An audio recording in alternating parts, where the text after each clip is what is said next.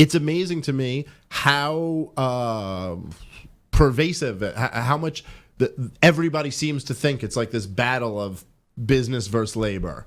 They have entire parties devoted to this in Europe. Right. It's like Labor Day is the fight against opportunity. Right. Well, it's like all those, freedom. It's a really interesting thing. So I was just on which I'll mention again later, but I was just on the Mises podcast with Jeff Dice, who's the president of the Mises Institute, which was a real big thrill for me because I've just admired that organization for so long, and I've benefited a lot from them. So it was very cool to be on that. But we were talking about culture and libertarianism and a lot of different things. Ron Paul and the alt-right and the crazy libertarian mainstream, and we talked about a whole bunch of different things. But one of the things that he brought up that I really thought was a very interesting point, and it was something that I always really loved about libertarianism. But he brought up the idea that when you have freedom, we're basically saying if people want to go be socialists, they can do that.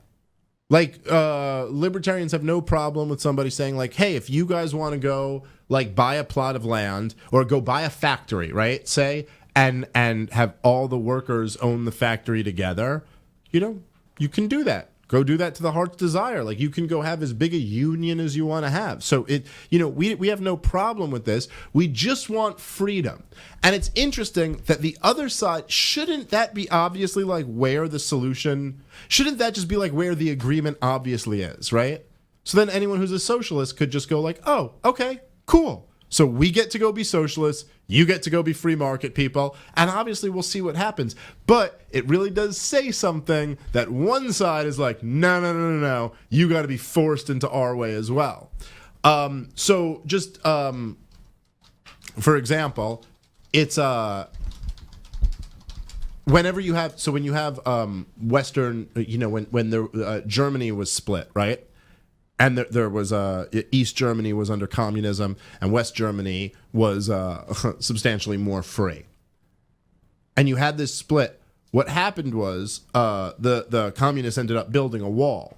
And the reason they built a wall across Berlin was not because they thought a wall looked nice. And they didn't build a wall because they thought they were about to be invaded by West Germany. They built a wall because people were leaving. And it was humiliating them.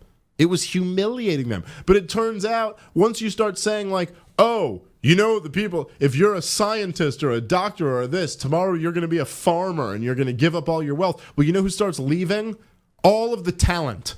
All of the talent starts leaving. So everybody who had any ability at all was just leaving. So they had to build that wall to make sure people don't leave. And this is what a lot of tyrannical regimes around the world have done before. You have to have control of people leaving.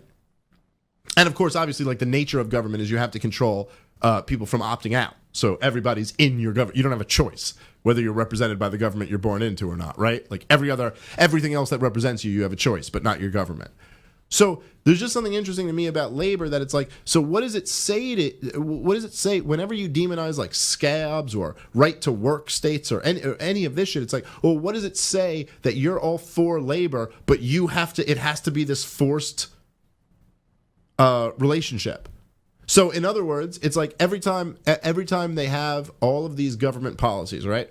You could have all these government policies like, oh, the worker gets X and the worker gets Y and the worker has to get paid this rate and the worker has to get this many hours off and the worker has to get this and this and this and this and this.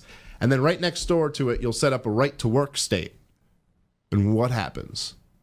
What happens? The workers flood over to where there's freedom. Flood over to where there's freedom. To the point that you don't even really hear people on the right demonizing non-right to work states. But you hear a lot of people on the left demonizing right-to-work states because they're sitting there going like, oh, that you can't just have that freedom that lures everybody over to that because they prefer that choice. Just saying, we're on the side of labor. Free market people are more on the side of labor than any statist has ever been throughout all of human history.